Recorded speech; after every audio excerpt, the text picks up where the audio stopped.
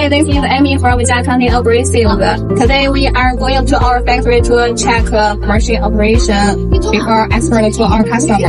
This is the small abrasive jumbo roll slitting machine. This machine max working width is 700 millimeter. The minimum slitting width is 15 millimeter. This is slitting cutter.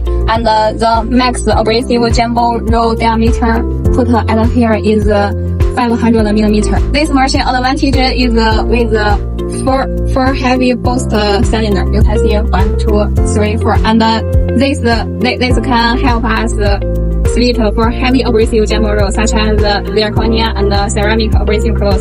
It can be 24 or 36 grit number. This machine also with the deviation correction system. You can see here. This is the deviation correction system. This machine also with the 2 sets with the closed window. You can see here and here. This machine slitting speed can be adjusted also. The speed is from 2 to 50 meters per minute.